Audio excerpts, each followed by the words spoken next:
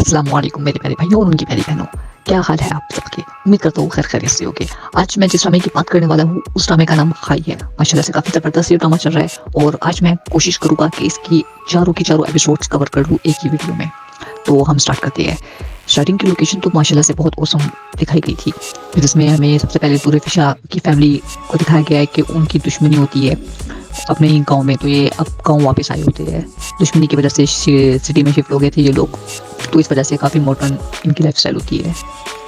दूर फिशा के पापा के आने की खुशी में जो लोग उनको जानते थे वो सब मिलकर फायरिंग स्टार्ट कर देते हैं। रात के टाइम जब फायरिंग वगैरह हो रही होती है, नेक्स्ट सीन हमें दिखाया जाता है फैसल भाई का। और फैसल भाई की एक्टिंग यार, अभी इनका रिसेंटली ड्रामा चल रहा है जुल्म, उसमें इनकी एक्टिंग वो यहाँ पे पूपी और पठान की एक्टिंग ज़बरदस्त किस्म की एक्टिंग है इनकी। फिर इन पे जो इनके पापा का रोल जो अदा कर रहे हैं उनका इंतकाल हो गया रिसेंटली। उनके कैरेक्टर का नाम है दुराब खान। उनका तो स्वैग ही अलग है। दुराब खान का यहाँ पे एक डायलॉग आता है कि बेवकूफ़ लोग दिमाग और दिल के मुताबिक अपनी ज़िंदगी गुजारते हैं और जो अक्लमंद लोग होते हैं वो सिर्फ दिमाग का इस्तेमाल करते हैं और फैसला लेते हैं। बहुत ज़बरदस्त इनका ये डायलॉग मुझे लगा था। यहाँ पे फिर ज़मीन के मामला कुछ चल रहा होता है तो दुराब खान साहब कहते हैं कि अगर ये अंगूठा नहीं लगा रहा तो अंगूठा काट दो, हमें तो अंगूठे से मतलब है।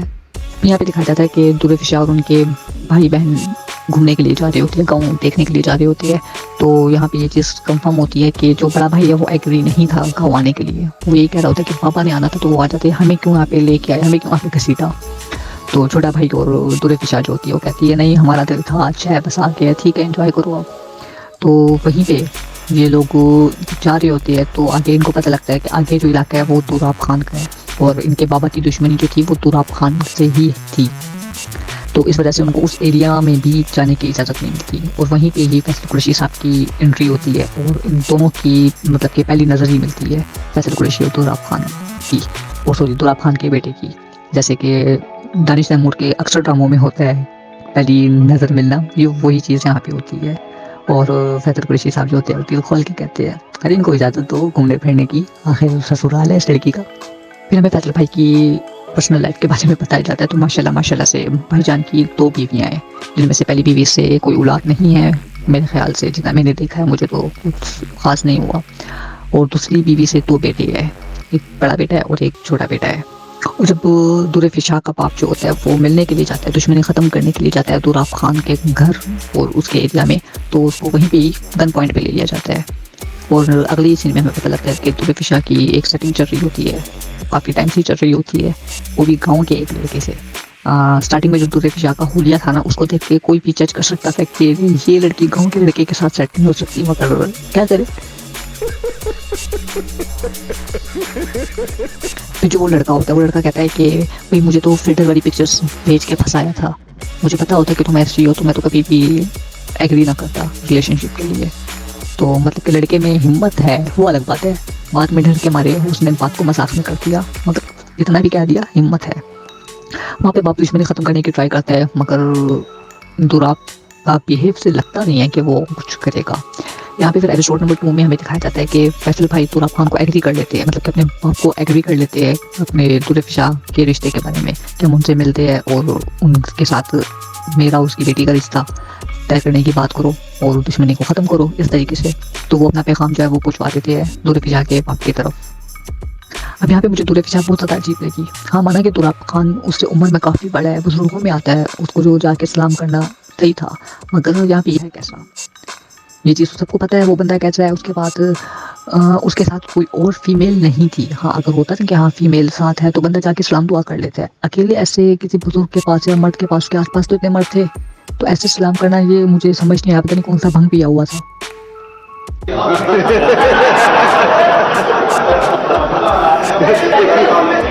और जब सब बड़े बात कर रही होती है तो दूर फिशा अपने मजनू से बात कर रही होती है फ़ोन पे, और वहीं से फैसल कुरैशी साहब जो है वो इंतहाई को ठर की नज़र से ताड़ रहे होते हैं, मतलब कि भाई इतना भी क्या है। फिर वहाँ पे हमें पता लगता है कि दुराब खान जो है वो काफ़ी सुकून से बात करता है, इधर उधर की बातचीत करके। वो जब जाने लगते हैं तब वो उसको कहता है कि दुश्मनी ख़त्म करनी है तो मेरे बेटे के लिए अपनी बेटी का रिश्ता दे दो, दुश्मनी ख़त्म हो जाएगी, वरना नहीं। ये सुन के सबका खून खोल जाता है, मगर उस टाइम कुछ कर नहीं सकते थे। मुझे लगता है ये लोग तो बाद में भी कुछ नहीं कर सकते थे। जब वो 3 दिन हो जाते हैं कि दुल्फिशा की फैमिली की तरफ से कोई जवाब नहीं आता, तो ये दुराब खान जो है अपनी पूरी फौज लेके घर पहुंच जाता है। जब वहाँ पहुंचता है तो पता लगता है कि यहाँ पर तो दुल्फिशा की शादी होती है माशाल्लाह से, और माशाल्लाह से क़यामत लग रही होती है। दुल्फिशा पूरी पठानी ड्रेस पे, फिर वहाँ तो बंदूकें निकल जाती है, फायरिंग स्टार्ट हो जाती है, और दूल्हे मियाँ जो होते हैं वो डांस में इतना मसरूफ़ होते हैं कि उनको पता ही नहीं होता। वो ये समझ रहे होते हैं कि साथ हमारे पड़ोस में जो फायरिंग हो रही है वो खुशी के मारे होती है, और कोई ऐसा मसला नहीं है। वो चिल माहौल, मीठे चौल बैठे होते हैं सुकून नल। तो वहाँ पे हमें फैसल भाई के पहले बेटे को दिखाया जाता है जो सबसे पहली गोली चलाता है उसके भाई पर, और उसके बाद जो फैसल कुरैशी होता है वो ऐसे एक एक करके सबको मार देता है और दुल्फिशा को साथ ले जाता है।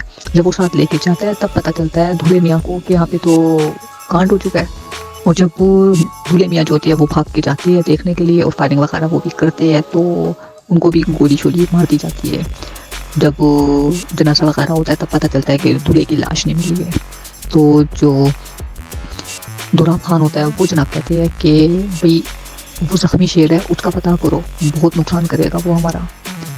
तो यहाँ पे ये पता लगता है कि इससे भी ये लोग ना ज़रा डर से गए हैं कि अब ढूंढना है उसको।